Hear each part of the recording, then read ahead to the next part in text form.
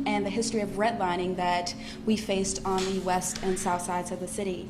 So, on behalf of Lawndale Christian Development Corporation, I, Whitney Smith, would like to welcome you to our space and welcome the mayor up to the podium. Thank you. Thank you, Whitney, and thank you, everyone, for being here. Let me also acknowledge the other leaders that are joining us here today. Chicago Department of Public Health Commissioner Dr. Allison Artery, who after all these many days probably doesn't need further introduction. Chicago Department of Health Chief Racial Equity Officer Sandy Brown. Chicago Department of Public Health Medical Director Dr. Geraldine Luna. City of Chicago Chief Equity Officer Candace Moore. Westside United Executive Director Aisha Jocko. Rush University Medical Center Vice President of Community Health Equity Darlene Hightower. Phalanx Family Services CEO Tina Sanders. Greater Auburn Gresham Corporation CEO Carlos Nelson. Swedish Covenant Hospital Director of Intergovernmental Affairs Marcia Jimenez. Northwest Side Housing Center Rapid Response and Hyperlocal 60639, that's a mouthful, Program Manager Cindy Oliveras, and Southwest Organizing Project System of Care Organizer and Director Jessica Biggs. It is only fitting that we're standing on historic ground to make an historic announcement. When you ask most people about what they know about the late Reverend Dr. Martin Luther King Jr., they'll tell you about his 1963 March on Washington epic speech, and sadly his tragic assassination on April 4th, 1968 in Memphis. But Chicago also has played a big role in the legacy of Reverend Dr. Martin Luther King Jr. That's why we're here today at the MLK Exhibit Center, located in historic North Lawndale, which commemorates Dr. King's fight against housing inequality and redlining as part of the 1966 Chicago Freedom Campaign that he helped to lead. Allow me to share this important moment in both Dr. King's legacy but also our city's history. It was during the Chicago Freedom Campaign that Dr. King and his family took up residence in an under-resourced apartment building at 1550 South Hamlin Avenue here in our city. They lived there for 6 months to expand civil rights activism from the South to northern cities. The campaign gained momentum through demonstrations and marches in July 1966. And as we students of history know, it was during one of these marches that black demonstrators were violently attacked by white residents with bottles and bricks, and Dr. King himself was struck, leading him to remark, I've seen, quote, I've seen many demonstrations in the South, but I've never seen anything so hostile and hateful as I've seen here today, end quote. Nevertheless, Dr. King did not give up the fight against housing inequality and redlining here in Chicago. And thanks to its organized activism, the Chicago Housing Authority announced that it would build public housing with limited height requirements, and the Mortgage Bankers Association agreed to make mortgages available regardless of race. Those are monumental steps at that time. Now, these announcements were, as Dr. King eloquently put it, the first steps in a 1,000-mile journey. And we're still on that journey today. We've made undeniable progress in our city. And I'm standing here today as the first black woman and first LGBTQ mayor as a testament to that progress. But no one thinks that we've gone far enough, and in fact, we have not. The journey is marked by a number of other notable events in our city's history and painful legacy around systemic racism. And it's nestled against a backdrop of a number of discriminatory policies, such as redline, restrictive covenants, racist public housing practices, and more, and what was a deliberate, intentional strategy to give groups access, some groups, access to opportunity, but pointedly to deny it to others, notably black and brown residents in our city. And those historic practices still reverberate today. The results of these events and practices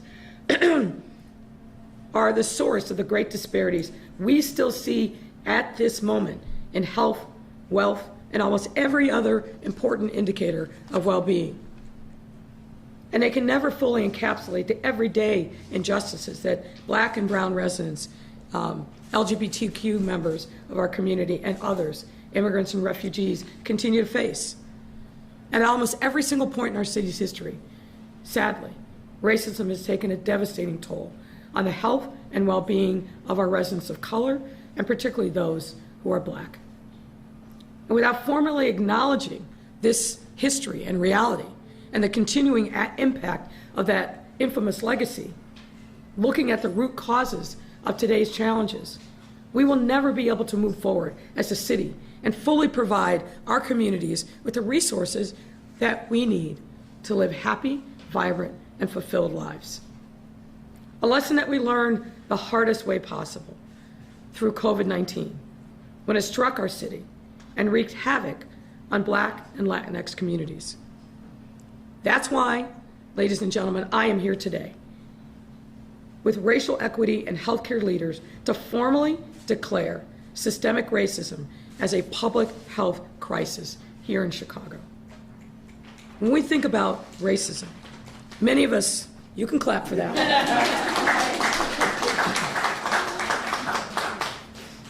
When we think about racism, many of us think about its visible and audible forms.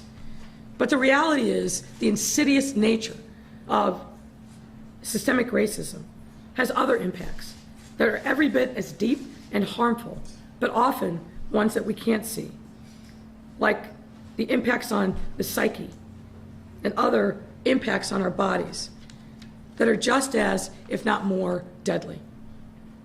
Let me frame this from a personal perspective. Racism puts a cap on someone's humanity and tells them that they're lesser simply by virtue of the color of their skin. Effectively, without interventions, destroying their perception of themselves and leaving them with lasting mental ailments such as depression, anxiety, and anger, which then typically turn into serious physical ailments. I know this firsthand from my life. Many of you know this. Both of my parents grew up in the segregated South, and they were born in the 1920s. They grew up in a country and in a land and in a region that every part of their existence was constrained simply because of the color of their skin. As Black people, they were a threat to the white rule of the day. And they had every aspect of their growing up, every aspect of their community, their humanity was defined by trying to stay out of harm's way simply because they were Black. They both had dreams that were never realized. My mother wanted to be a nurse, and my father wanted to be a lawyer. But because they were Black, and because Black success was considered an anomaly, but worse, a threat, and became a target for retaliation, my parents, like so many others of their generation and other generations, were indoctrinated to believe that they would never, ever be able to reach for and accomplish their dreams. This was and still is the case for far too many Black residents and residents of color in our city. And ladies and gentlemen, it is literally killing us. Here in Chicago, the life expectancy gap between Black and non-Black residents on average is a whopping 9.2 years. And depending on the neighborhood that you live in, that gap is even wider. Life expectancy for Black Chicagoans is substantially lower than for our white neighbors.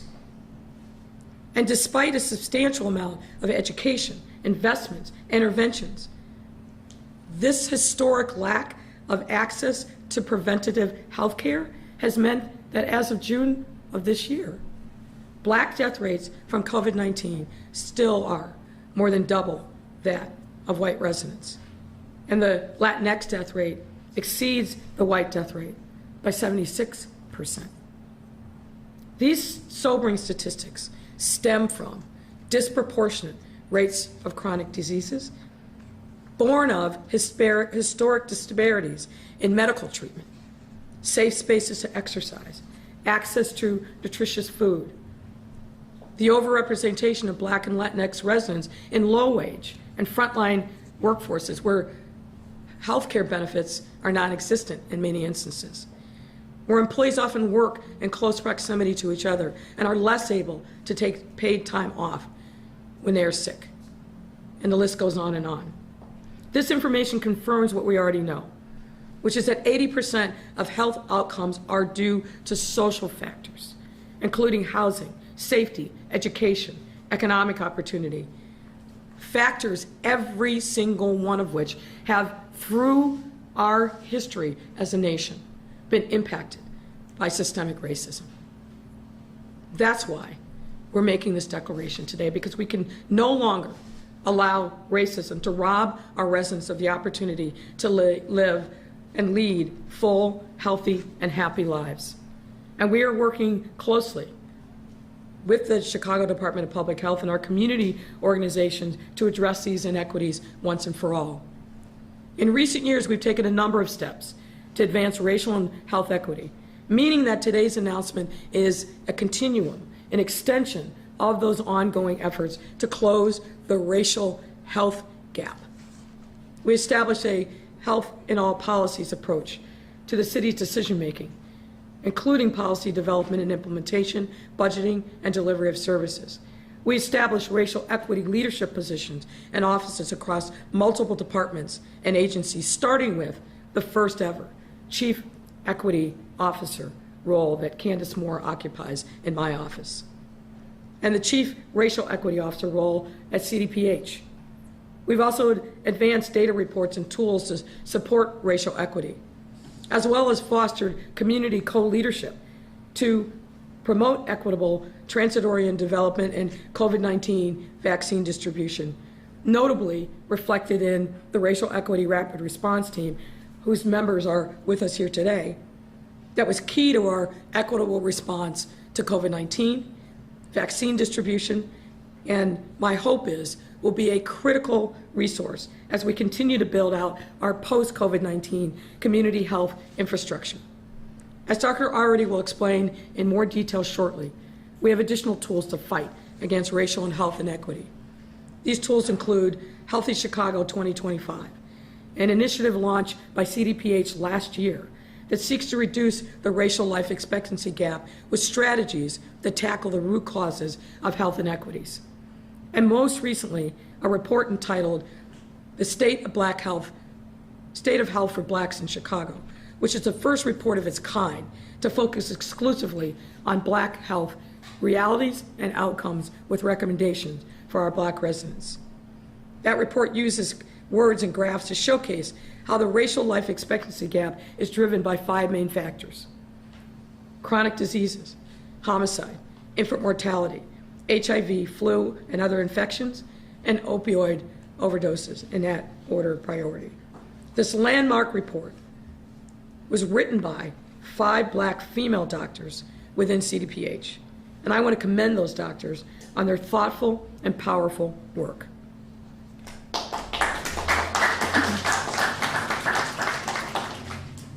These are incredible steps forward, but folks, we all know that we have more work to do.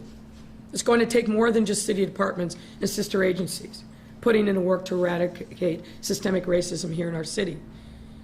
As residents of the city, we have to all come together and acknowledge the truth, acknowledge the past and the present, and be cognizant of and take accountability for the ways that we perpetuate racism in our everyday interactions and individual lives.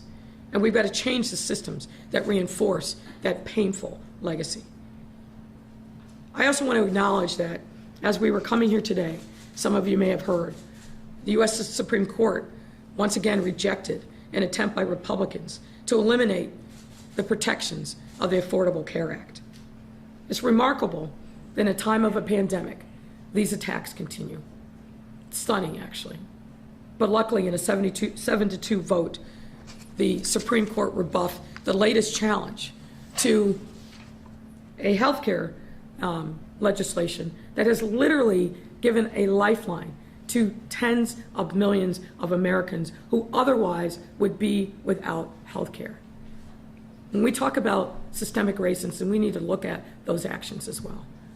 We need to talk about what's going on in the halls of Congress, but also in state legislatures with attorney generals who, for purely partisan reasons, want to deny black and brown and poor, but also middle income people the ability to live a healthy life and not have the burden of not having care, have the burden of pre-existing conditions that they can't get coverage for.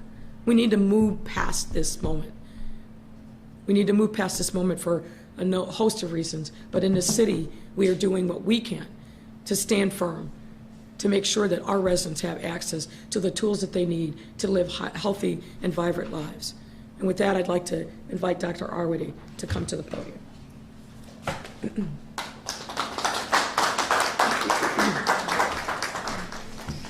Thank you, Mayor Lightfoot, for your leadership as we declare racism a public health crisis in the city of Chicago.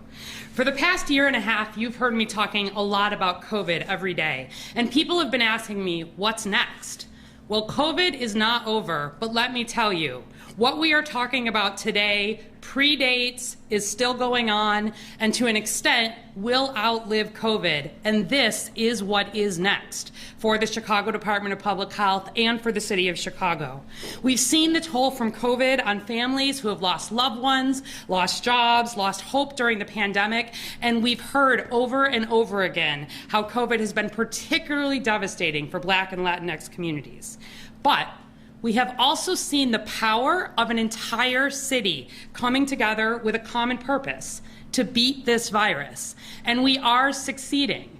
We're averaging just over 60 cases a day with a percent positivity of 0.8% today.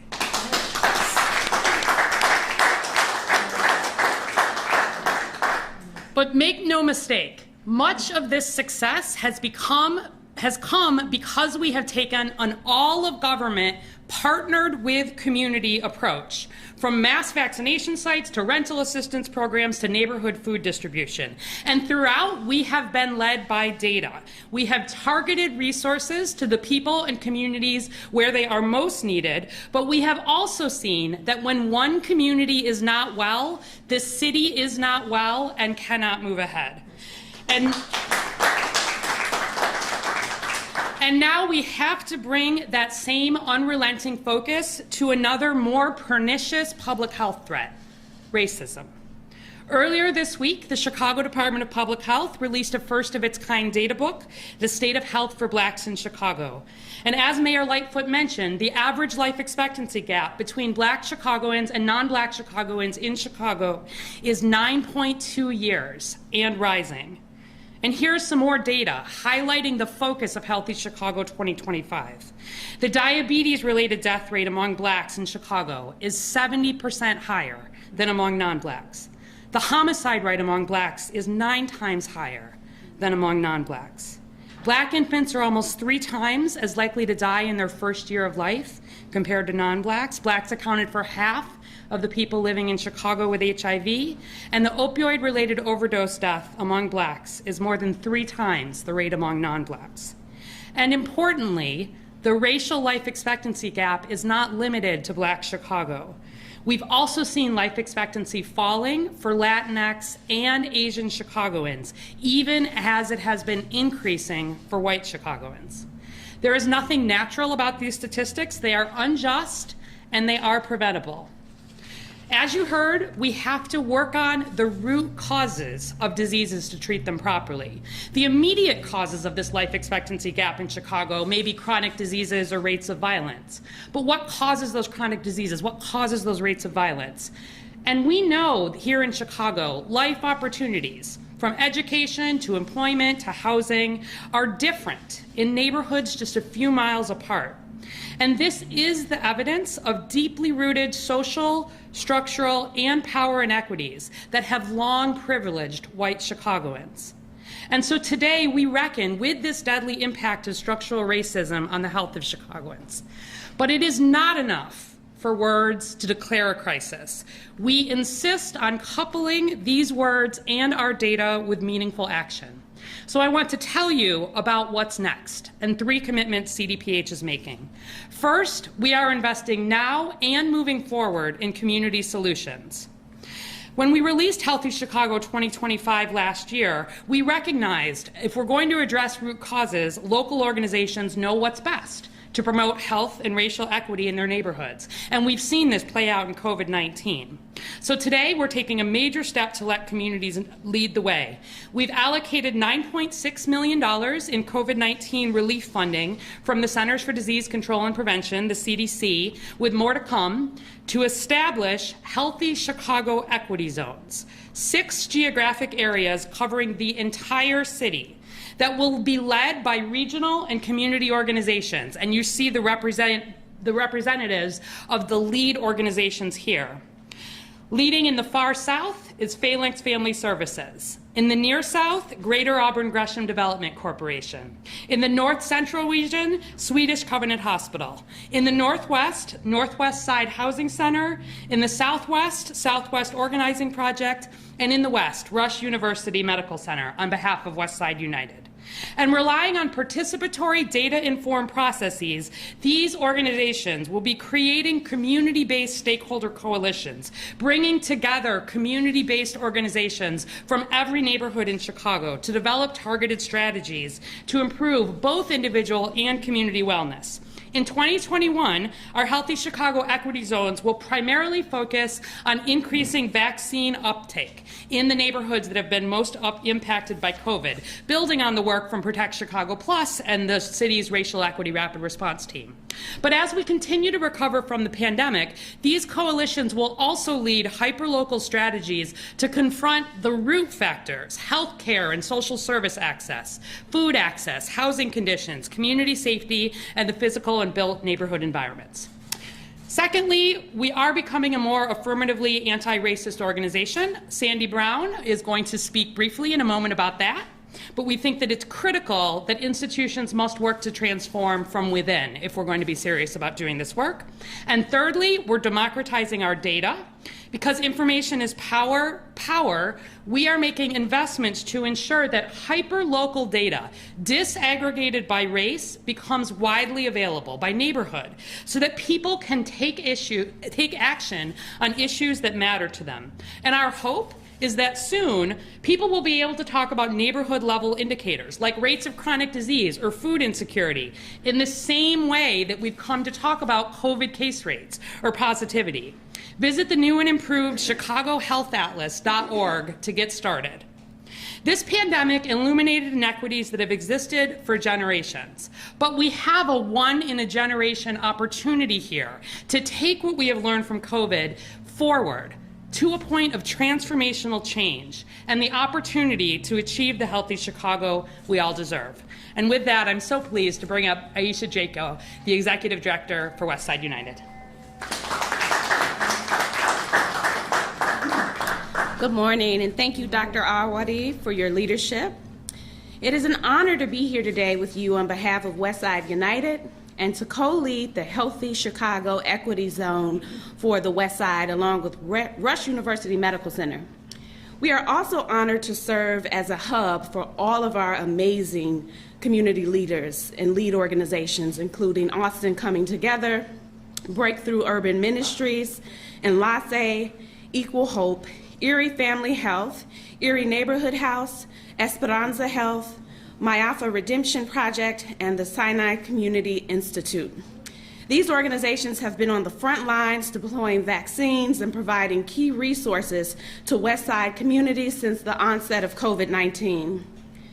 I am also honored to be amongst you in the space that Dr. King came to, as Mayor Lightfoot mentioned, 55 years later, when he declared that housing, banking, and employment inequities in Chicago were contributing factors to a national crisis rooted in racism.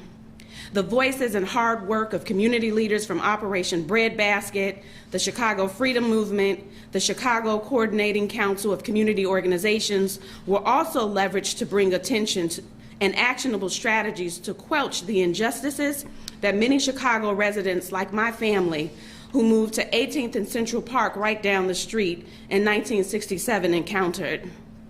Today, we stand in similar fashion, declaring racism as a public health crisis in Chicago, in the spirit of Dr. King, leveraging the voice and power of communities. This has also always been the work of Westside United.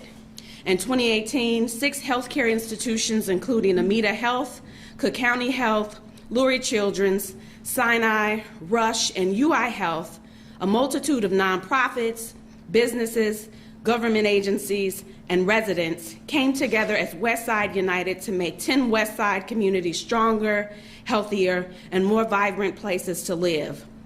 With a mission to build community health, economic wellness, and healthy, vibrant neighborhoods, our aim is to decrease the life expectancy gap, which stands at 14 years between the Loop and Chicago's West Side, by 50% by 2030. We are committed to improving the region, or this region of the city, by developing, implementing, and evaluating strategies that are geared toward increasing healthcare access, economic mobility, and educational attainment for West Side residents. Deconstructing racist systems is at the epicenter of our work at Westside United. It began and continues to reframe and dismantle racist and inequitable practices that have existed within our healthcare institutions and partner organizations by redefining how we collectively redistribute wealth and resources within and outside the walls of our institutions. It is with this spirit and intentionality that we continue the work of Dr. King via our mission, via the launch of the Racial Equity Rapid Response Team, via the launch of Healthy Chicago 2025, and today's announcement of the Health Equity Zones. I'd like to remind you that on March 25th in 1966, Dr. King said, "We are concerned about the constant use of federal funds to support this most notorious expression of segregation. Of all forms of inequality, injustice in health is the most shocking and the most inhumane because it often results in physical death. I see no alternative to direct action and creative nonviolence to raise the conscience of this nature.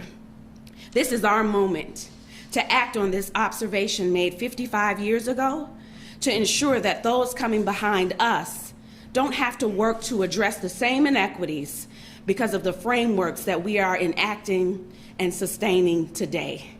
Thank you so much. At this time, I'd like to introduce Candace Moore, who serves as the City of Chicago's Chief Equity Officer.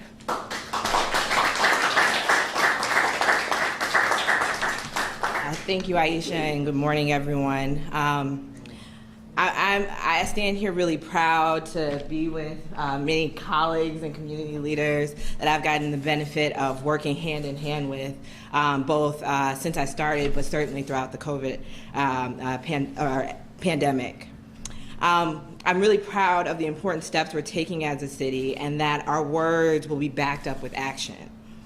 It is simply not enough just to condemn racism. We have to work day in and day out to build anti-racist culture and systems.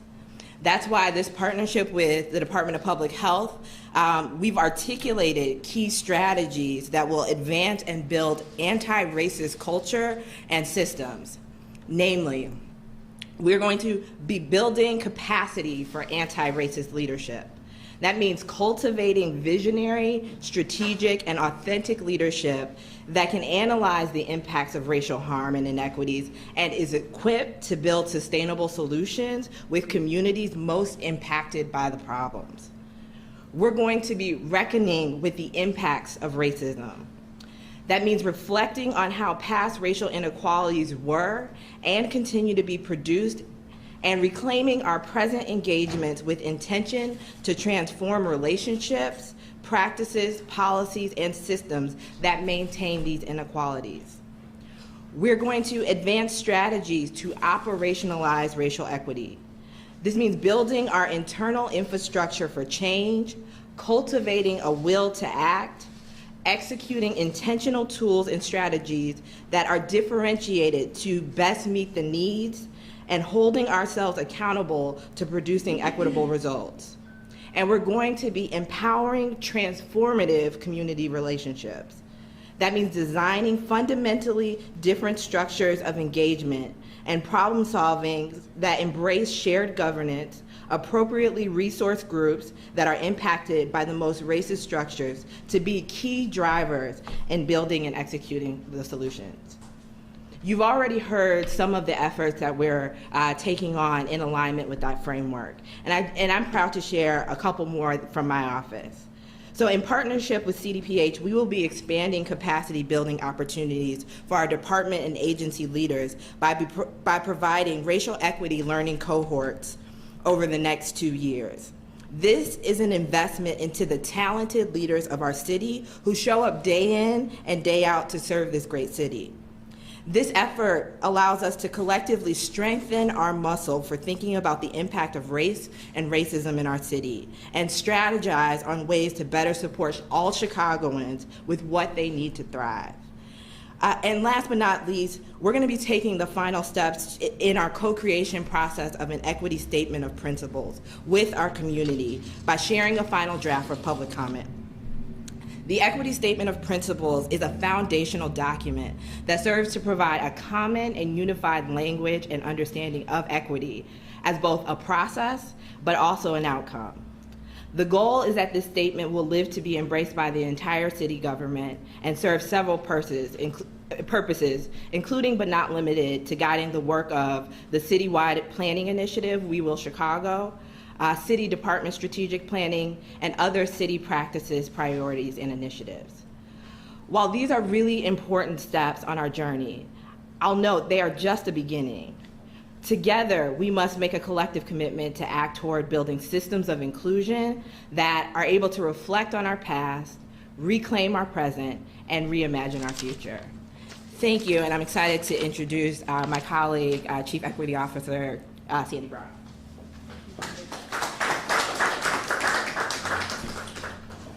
Good morning.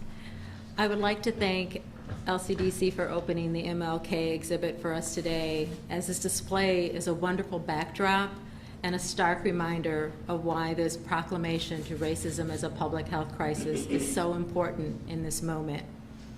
Thank you, Mayor Lightfoot, Commissioner Arwady, for your continued leadership, support, and advocacy for racial and social justice. I stand before you as the Deputy Commissioner, Chief Racial Equity Officer, which is the first position of its kind with the Chicago Department of Public Health, and was created to lead CDPH's internal racial equity transformation. Since joining the department in September of 2020, myself, alongside others, have begun the strategic planning process with the intentional focus on embedding equity in all of our objectives, strategies, and goals for the next 5 years and beyond. We will be conducting a racial equity assessment that will allow us to examine CDPH's existing practices, policies, and structures to identify inequities and remove barriers that adversely impact certain populations of our community, as we've heard today.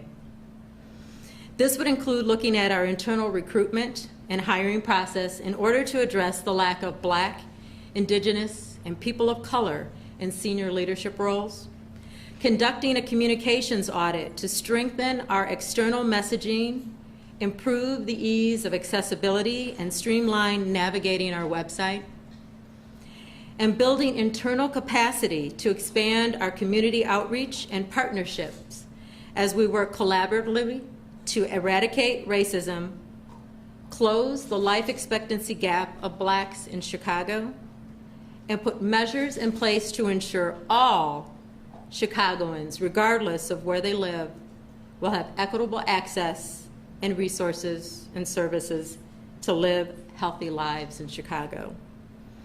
Before I close, I want to take a moment just to recognize the authors of the 2021 data brief, State of Health for Blacks in Chicago, that was mentioned here by Mayor Lightfoot, and that was publicly released on Tuesday of this week, and the first of its kind for our department.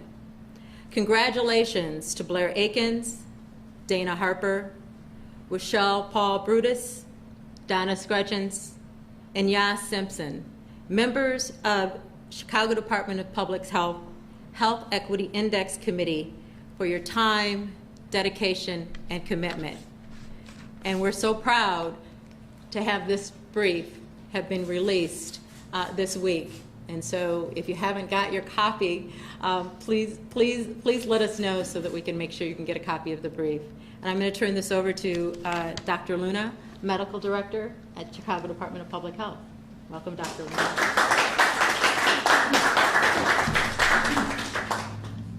Muy buenos días. Gracias a la alcaldesa, Mayor Lightfoot y doctora Arwady y todo el team que se encuentra aquí representando todos los progresos que hemos tenido. Yo soy la doctora Geraldine Luna, directora médica del Departamento de Salud Pública. Y hoy el Departamento de Salud Pública se une con líderes de la ciudad y comunidad para anunciar una proclamación que declara el racismo como una crisis de salud pública aquí en la ciudad de Chicago. En casi todos los puntos de la historia de nuestra ciudad, el racismo ha tenido un efecto devastador en la salud y el bienestar de nuestros habitantes de color. Sin reconocer formalmente el impacto perjudicial, nunca podremos avanzar como ciudad y brindar a nuestras comunidades los recursos que necesitan para vivir vidas felices, saludables y prósperas. Es por eso que la ciudad de Chicago está declarando el racismo como una crisis de salud pública y redoblando las colaboraciones nuevas y en cursos con funcionarios de la ciudad y líderes comunitarios para abordar las políticas racistas que han causado estragos en nuestra ciudad latina y afroamericana. Hacemos un llamado a todos los habitantes de Chicago a trabajar juntos para abordar las marcas y las marcadas desigualdades raciales que han resultado de siglos de racismo sistémicos y discriminación. Todos nosotros, desde nuestras corporaciones más grandes hasta nuestras vibrantes comunidades de negocios pequeños, nuestras instituciones de atención médica y universidades, debemos colaborar para garantizar que los habitantes de color de Chicago tengan un acceso igual a escuelas, parques de calidad, empleos y oportunidades económicas, servicios públicos y, muy importante, atención médica. COVID-19 destacó las desigualdades de nuestra ciudad y sociedad, pero siempre han estado allí y siempre han sido un enfoque de esfuerzo de la ciudad y el Departamento de Salud Pública. En el 2020, el Departamento de Salud Pública lanzó Healthy Chicago 2025, que significa Chicago Saludable 2025, un plan para reducir la brecha racial y la expectativa de vida y la esperanza en la ciudad, con estrategias que abordan las causas más fundamentales en las disparidades de salud. Hoy la ciudad de Chicago está avanzando en un plan de casi $10 millones para establecer zonas de equidad saludables en Chicago, 6 áreas geográficas que serán dirigidas por organizaciones regionales y comunitarias conocidas en esos lugares. La ciudad también ha tomado muchas otras medidas en los últimos años para promover la equidad racial y de salud con el fin de abordar este importante tema. Muchas gracias y manténgase a salvo, Chicago.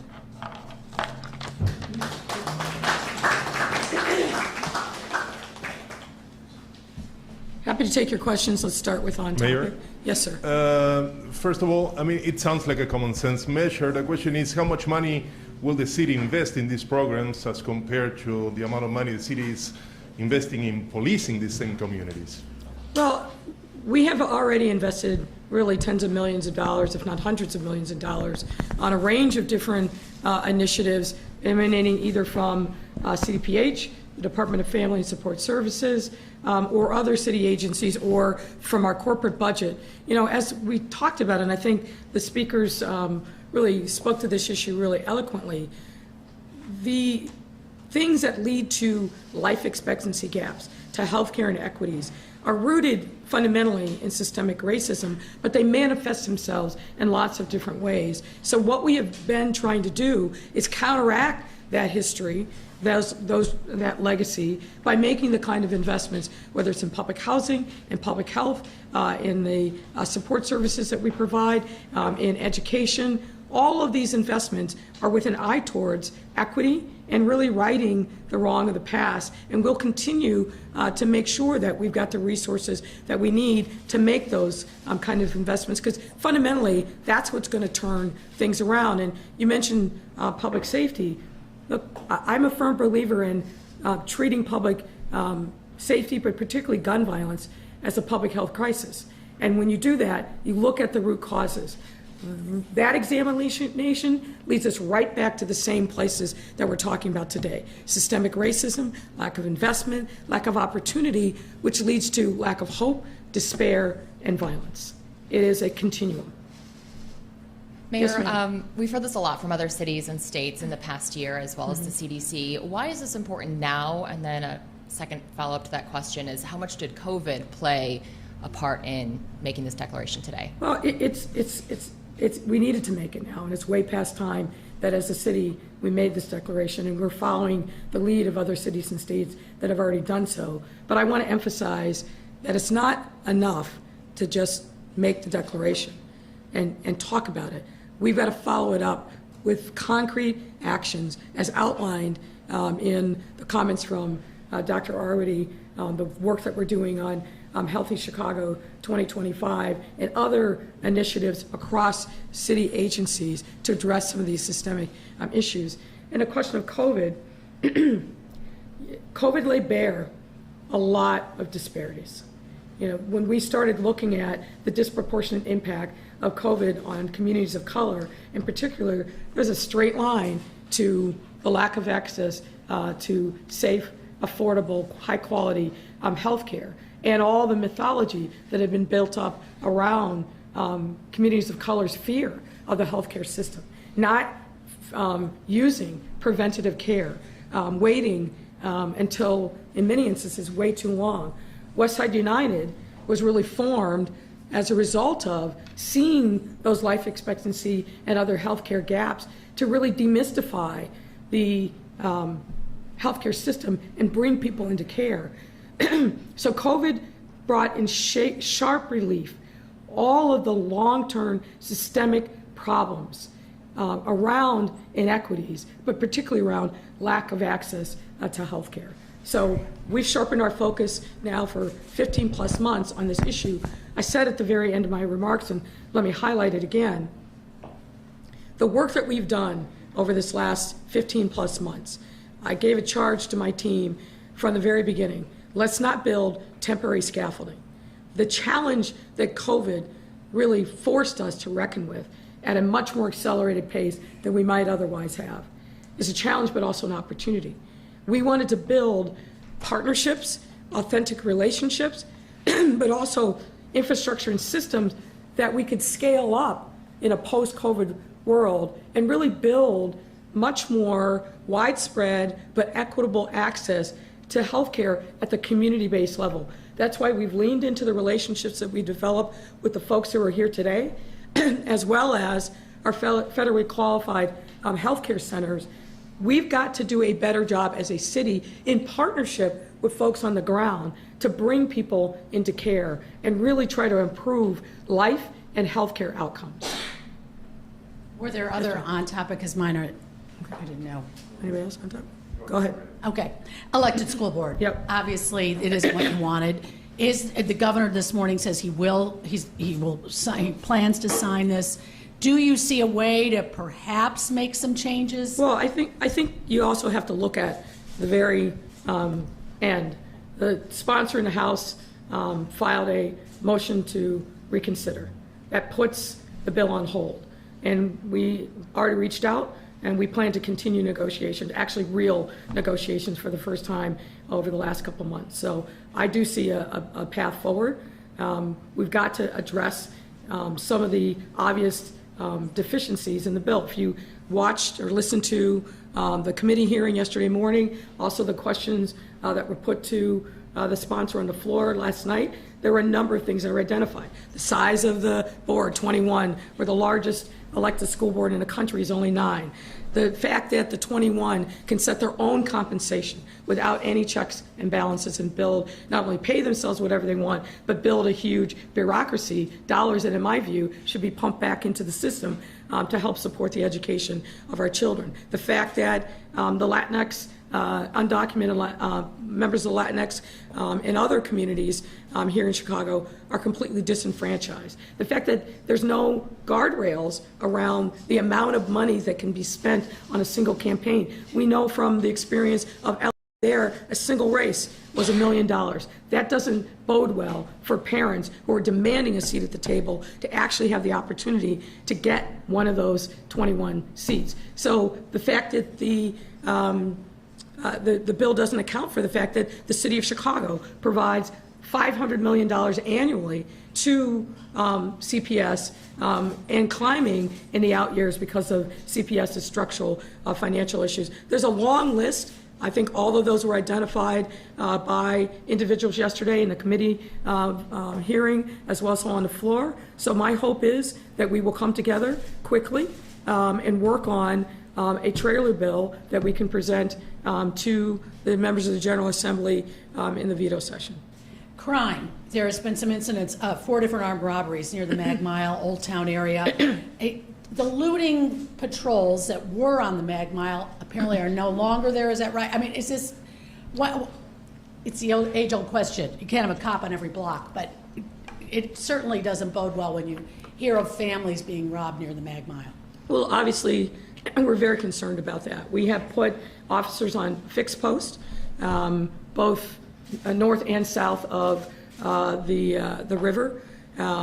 We continue to have officers downtown with the lights, but we've got to do more, and we're working in partnership with people on the ground, the Mag Mile Association, building owners, other retail businesses to make sure that we're being as responsive as we can, but we've got to make sure that those officers stay in those deployments and are diligent as to what's going on in the area around them. But nobody's happy about any incidents of crime or violence anywhere in the city, and so we will continue to make sure that we renew our focus in 18 and in 1 to prevent any further occurrences. Can I ask you, last one, on the midnight liquor curfew? Yes. You changed it from the 10 p.m. to midnight, hearing that there still might be some pushback. Why do you think midnight is a better compromise? You know, truthfully, I've always thought midnight was the place where we should land. We've had a lot of conversation with business owners, and what we're balancing, as I've said before, is obviously we want to have a robust recovery for our businesses, particularly those that have been hardest hit. But we've heard from a lot of residents as well as aldermen of their concerns about quality of life. So I think midnight strikes the right balance. I mean, surely if you need to buy liquor, you can get it by midnight to tide yourself over to the next morning if that's what your intent is. But I do think that the midnight deadline strikes the right balance, given that quality of life in some areas is a real significant problem. We've seen gatherings, seen incidents around packaged liquor stores and neighborhoods on the south and west side in particular. So we're going to continue to be very diligent in demanding of those businesses that they police themselves, that they have adequate signage, lighting, and cameras, and when they see that something untoward might happen, that they're taking steps to alleviate that potential harm to the local community. Mayor, if we can go back to the elected school board. Okay. There you go. I spoke to Representative Delia Ramirez this morning, and she said there's already a Senate bill they're working on that's going to allow undocumented residents across the state, a bill that would make it open to undocumented residents across the state. She also said that these board members are not going to be paid in this trailer legislation she's talking about. I mean, are you satisfied that if these things happen, that it's going to give you, make you feel more comfortable? Like everything, the devil's in the details. There's no trailer bill yet. We're going to sit down and we're going to hammer out what the parameters of that trailer bill will be. I haven't seen the Senate bill that I think is up for a hearing tomorrow, but what I've heard from a number of Latinx educators, activists, policy folks, is that the bill does not solve the problem. We'll be weighing in officially through our Office of New Americans tomorrow, but I don't believe, based upon the briefings that I've had, that it solves the problem, and that's a shame. But again, the goal here is to come together in good faith to negotiate, talk about the strengths and weaknesses, but also the opportunities, and hopefully we will get both of these pieces, a trailer bill and something that opens up the opportunities for undocumented residents to participate in school board elections, gets them both to a better place. Do you feel like this was a major defeat for you politically? No, it's not a defeat for me. It's absolutely not a defeat for me. This isn't, for me, ever been about politics, ever.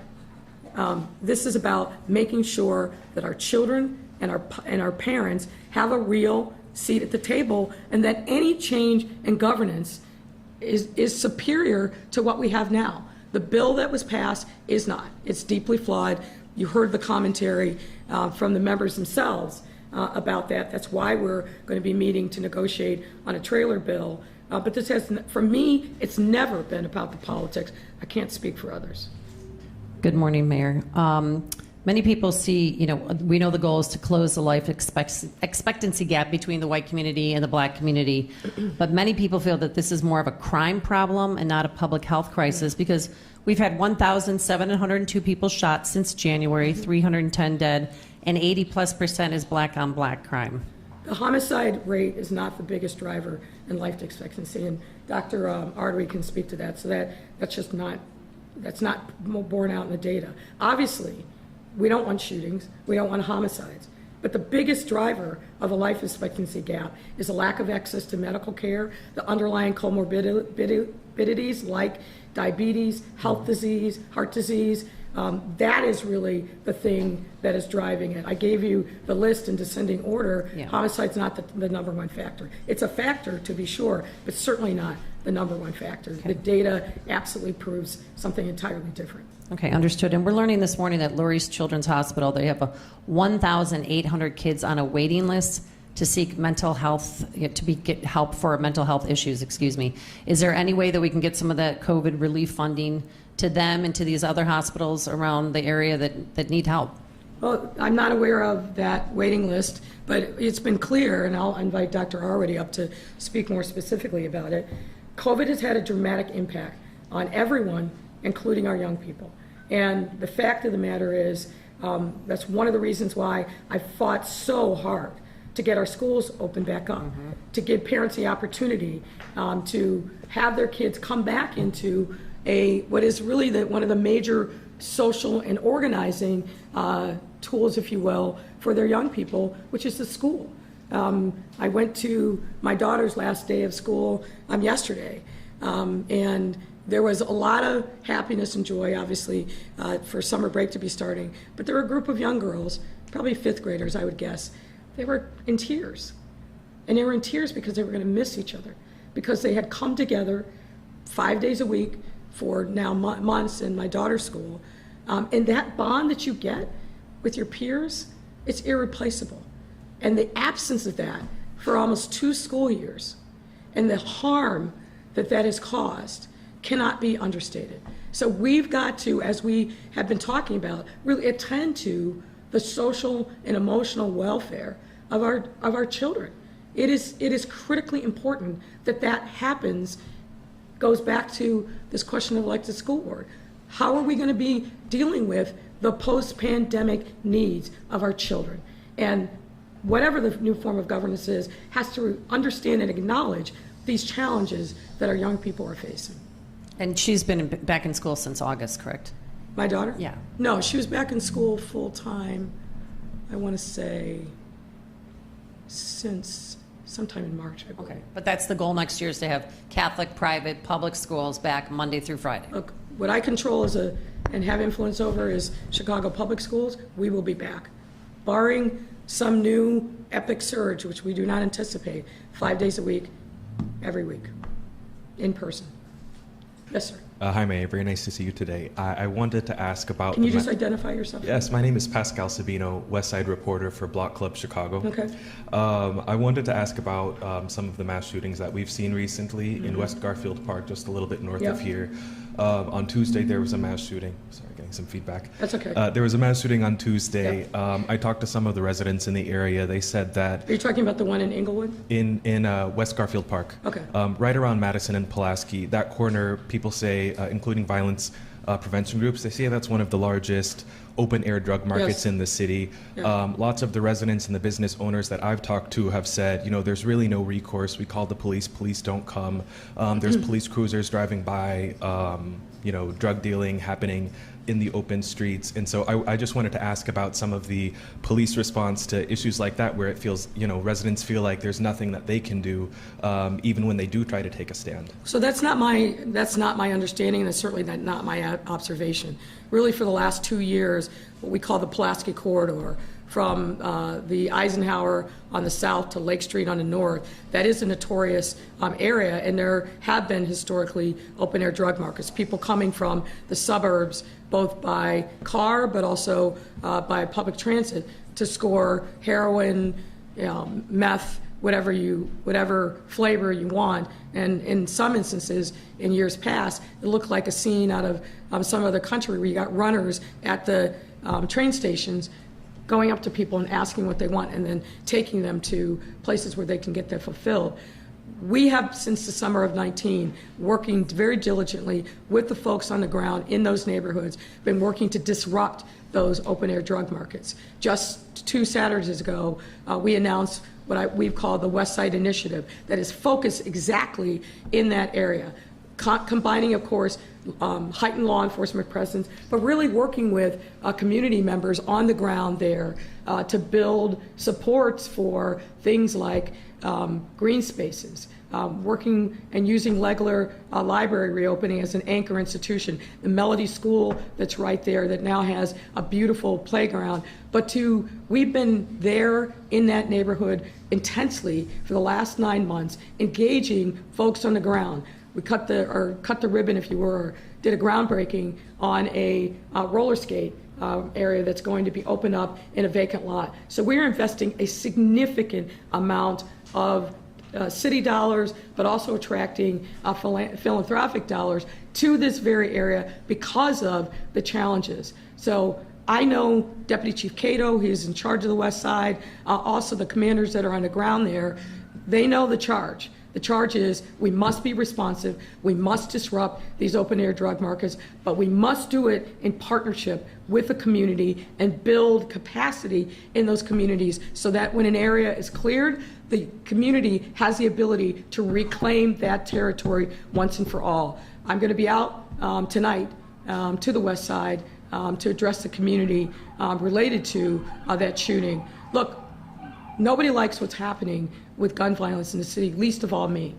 This is the thing that absolutely keeps me up every night and makes me more determined, everyone I see, to do more. But fundamentally, just as we were talking about here, when communities have been disinvested in for decades, when systemic racism is unchecked, when young people grow up not seeing people go to work every day, have a job, a real job that they can build a life on. Those are the kind of root causes of the violence that we're seeing.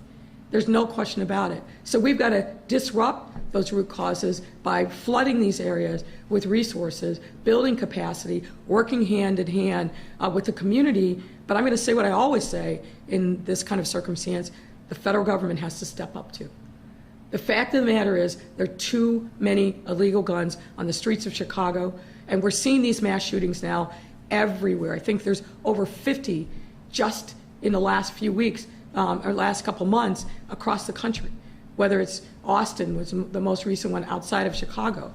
I talk to my fellow mayors all the time, and it is the number one thing that is a topic of conversation, because without federal intervention, empower the ATF, make sure that federal license Gun dealers are only selling to people that have a valid FOID card, not straw purchasing. Make sure that those guns actually stay in the hands of the person who purchased them and not leave and get out on the streets as they do. Stem the tide of gun trafficking across our borders. All of those things are low-hanging fruit. They don't have to go to Congress and deal with the vagaries of the House and the Senate. These are things that the executive branch can do right now, today, to bring better safety to cities all across the country. Can I ask a quick follow-up on Sure.